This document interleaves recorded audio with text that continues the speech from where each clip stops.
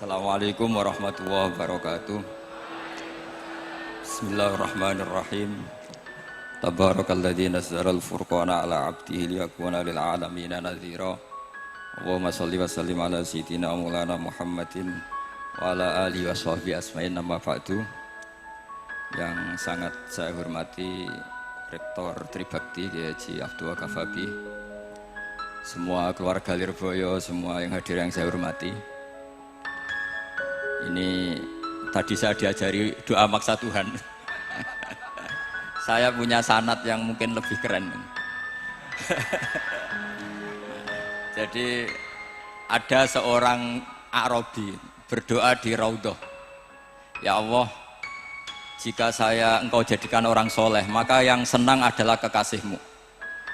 Jika Engkau menjadikan saya orang fasik, maka yang senang musuhmu, yaitu iblis. Tinggal jenengan mau nyenangkan kekasihmu apa musuhmu. Akhirnya ada hatif, ya sudah, soleh saja soleh, doa kok gitu. Artinya kalau seseorang soleh yang suka siapa? Rasulullah. Rasulullah berstatus Habibullah. Ya Allah, kalau Engkau jadikan aku orang soleh yang suka kekasihmu, kalau aku jadi orang fasik yang suka musuhmu. Terserah jenengan mau menyenangkan musuhmu apa menyenangkan kekasihmu. Coba ampun, terserah jenengan. Tentu pilihannya Allah menyenangkan kekasih Allah.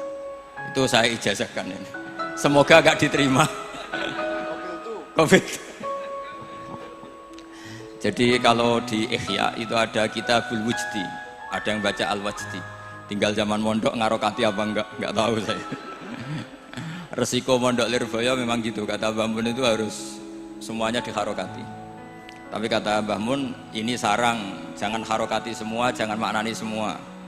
Kalau dalil di sini katanya kan apa itu al ilmu sayyidun wal kitabatu qaiduhu. Jadi ilmu itu ibarat hewan liar, supaya enggak liar dicancang gitu. Tapi kata Mbah Mun abok cancang kabeh ya ketekaken mati gitu.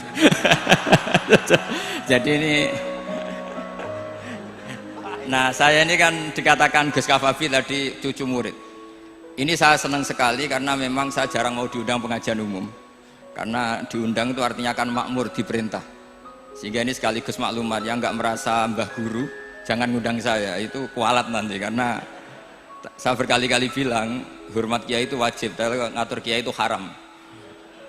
Jadi aturan mainnya jelas, hormat kiai itu wajib, seneng kiai wajib, tapi kalau ngatur kiai haram.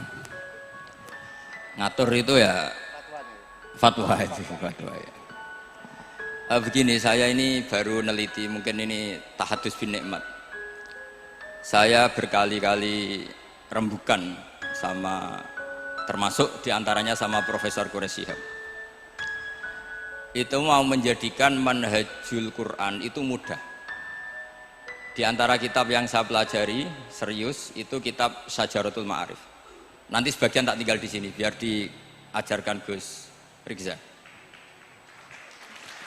Itu rencananya PSG Pusat Studi Qurannya Pak Quraish itu menerbitkan itu. Sementara ini sekarang di UI Universitas Islam Indonesia saya juga ngajar kitab itu. Kitab itu begitu mudah, menjadikan Quran itu pegangan. Kalau di sini katanya mau dimilenialkan itu, milenial itu. Itu begini, misalnya begini. Ini saya beri contoh. Jadi peristiwa-peristiwa khusus yang ada di Quran itu ditabwib secara umum. Jadi ini saya nanti tidak guyon supaya Gus Rizza gak kelihatan kalah, karena kalau guyon-guyonan itu menang saya. Saya ini orang Pantura. Saya misoh saja ada dalilnya. Karena memang dalam tarikh-tarikh itu gitu. Ini Muhammad ponakan kamu, kata orang-orang kafir. Saffaha ahlamana wasabba alihatana. Semoga gak ada yang menerjemah wasabba alihatana. Kitab itu mudah sekali. Misalnya begini, saya beri sekian contoh, mungkin 3 sampai 4. Babu nafil ibad bikullil bilad. Bab kalau seseorang itu harus manfaat di mana saja dia berdomisili. Terus beliau secara mudah bilang qala ta'ala hakian an Isa bin Maryam wa ja'alani mubarakan ainama kuntu. Saya adalah orang yang hidup di mana-mana itu membawa apa?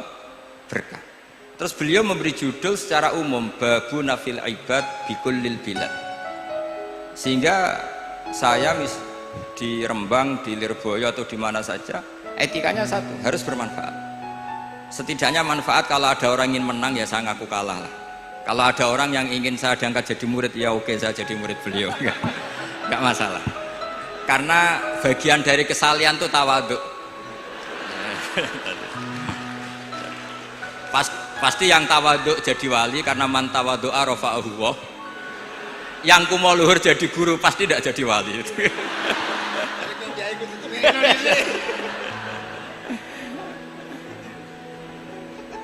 Terus ada bab yang sesuai dalam konteks Indonesia. Itu juga dibabkan umum, babu saddid dzara'i. Bab menutup pintu potensi-potensi yang enggak baik. Terus beliau mengutip qala ta'ala wala tasubbul ladzina yad'una min dunillahi fayasubbullaha adwam bighairi ilm. Jadi dulu para sahabat saking semangatnya berislam, itu saking semangatnya itu sering bilang jancuk Lata, jancuk Uzza. Jadi ini tidak jauh-jauh dari misoh karena memang sudah dicap cangkem elek tadi. Terus mereka tanya, lalu kalau Tuhan saya jancuk, bahayanya jancuk juga Tuhan kamu. Akhirnya Allah bilang gini, Muhammad, umatmu kandhane aja misoi brolo, kurbane aku. Makanya terusannya ayat fayasubbuha adwam bi khairi. Dan itu oleh Syekh Izzuddin bin Abdissalam yang dikenal sebagai Sultanul Aulia itu dibabkan mudah sekali. Babu saddid dzara'i. Jadi kalau kamu ingin Allah tidak dipisoi, Islam tidak disakiti, kamu jangan menyakiti agama lain. Itu bagian dari mencintai Islam. Jangan kira kita hormat sama agama lain karena ikrar, tidak, itu bagian dari mencintai Islam. Terus mengutip sekian hadis, la yasubbur rajulu abahu. Sebagian riwayat la yal'anur rajulu abahu. Ada yang baca la yal'ani, terserah lah. Kalau nahiya la yal'an sapa rajulu, terserah itu apa khobar bimanal amri apa bacanya la yal'an itu bisa dipasul masail nanti itu. Jangan sampai seseorang tuh misoi bapaknya. Kata para sahabat, wa kaifa yasubbur rajul abahu. Bagaimana mungkin seseorang misoi bapaknya sendiri? Terus kata Rasulullah, yasubbu abar rajuli fayasubbu abah. Wa yasubbu ummar rajuli fayasubbu ummah. Dia misoi bapaknya orang lain kemudian dibalas bapaknya dipisah. Ini penting saya utarakan. Jadi mudah sekali. Terus dibabkan di bab umum itu babu saddid dzara'i. Sehingga peristiwa yang khususiyah ini menjadi bisa ditarik kesimpulan secara umum dan Quran maupun hadis mengawal kita ila yaumil kiamah. Karena kita tidak kehilangan stok untuk memaknai Quran dan hadis dengan cara yang diajarkan Syekh Izzuddin bin Abdissalam yang kita kenal, beliau termasuk Sultanul Ulama. Contoh ketiga ini yang paling penting dan itu saya sering utarakan. Beliau bikin judul la yutrakul haqqu li ajlil batil. Kebenaran tidak boleh ditinggalkan hanya karena banyak kebatilan. Uniknya apa? Beliau pakai dalil, saya yakin seorang dokter Riza pun nggak terlintas kalau itu ada. Meskipun bikin rumus istihad tadi yang nggak ada kembarannya tadi. Karena ulama yang waras ya nggak ingin ngembari rumus seperti itu. Memang nggak perlu dikembarin, apalagi dosen-dosen tribakti itu nggak suka. Ini padune ra kuat gaji kan gitu. Itu kan dalih ya, dalih supaya ngirit ya. Wes mulang gak arep-arep gaji barokah. Itu mesti kong kali kong sama bendara ya. Karo yayasan itu. Itu ada judul la yutrakul haqqu li ajlil batil. Itu uniknya beliau hanya dalil inna sofa wal marwata min sya'airillah faman hajjal baita wa atamara fala junaha alaihi ayyat tawafa bihima. Sofa dan marwah itu hakikatnya adalah min sya'airillah, termasuk syiar-syiarnya Allah. Maka siapa yang haji maupun umroh nggak apa-apa. Allah dalam bahasakan itu nggak apa-apa, fala junah nggak apa-apa, terus saja tawaf di situ. Memang dalam bahasa Quran tidak bahasa sa'i tapi pakai bahasa tawaf, ayat tawaf. Kata Syekh Izzuddin bin Abdissalam, di sofa ini ada Isaf nama berhala, di marwah ada Nailah juga nama berhala. Yang orang-orang jahiliyah dulu ini menyembah dua berhala ini. Karena ada berhala mereka merasa risih kalau ibadah ritual tauhid di situ. Tapi kata Allah, teruskan saja kamu tawaf di situ atau sa'i di situ. Artinya apa? Kebenaran tetap diperintahkan meskipun ada kebatilan. Jadi gampang sekali. Terus beliau bikin judul la yutrakul haqqu li ajlil batil. Barang hak itu tidak boleh ditinggalkan karena barang batil. Saya di mana-mana kalau boleh dikatakan fatwa.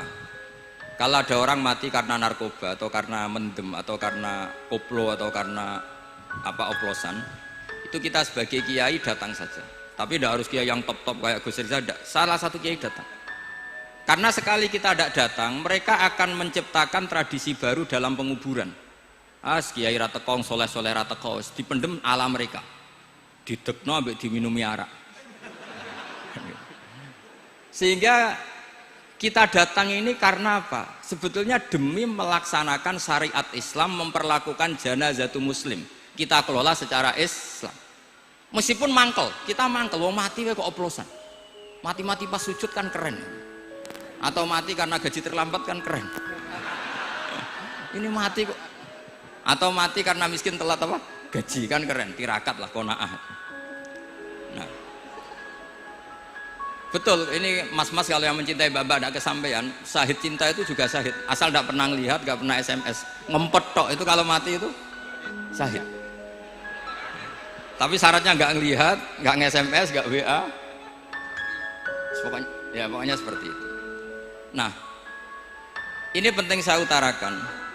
Saya pernah diundang salah satu acara akad nikah. Itu yang undang itu nanggap ketoprak. Gus, nanti ada ketoprak di rumah saya, tapi jangan nggak usah lihat itu. Tapi jam 9 ngakatkan anak saya. Ya saya datang. Pas itu memang nggak ada udzur, saya datang. Itu sudah ada biduannya banyak di situ. Kenapa saya datang? Pikiran saya tadi. Kalau kiai tidak menyaksikan akad nikah, nanti mereka bisa bikin cara akad dengan cara mereka sendiri. Sehingga takbir-takbir yang di fikih, misalnya walimatul ursi itu kalau ada ikhtilatur rijal wan nisa haram hadir, itu nggak pernah dilakukan oleh guru-guru kita. Setahu saya Mbah Mun, bapak saya, guru-guru kita, meskipun ada ikhtilatur rijal wan nisa, mereka kalau ada walimatul ursi asal tidak ada udzur itu datang. Karena la yutrakul haqqu li ajlil batil. Padahal jelas di Bajuri, di Anatut Thalibin, jika hunaka muharramun harumal hudur. Entah kalau Gus Rizal baca hurrimal hudur atau harumal hudur, tidak tahu, saya ini kan bisa debat ini. Karena saya santri sarang, jadi kalau baca 2 kali harumal hudur atau hurrimal hudur. Tapi kalau yang santri sini mau tidak mau ya anut harokatnya guru tadi.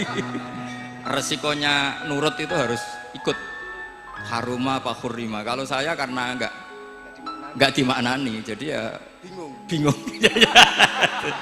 Maksudnya bingung milih, saking banyaknya ilmu. Bukan bingung karena goblok, bukan.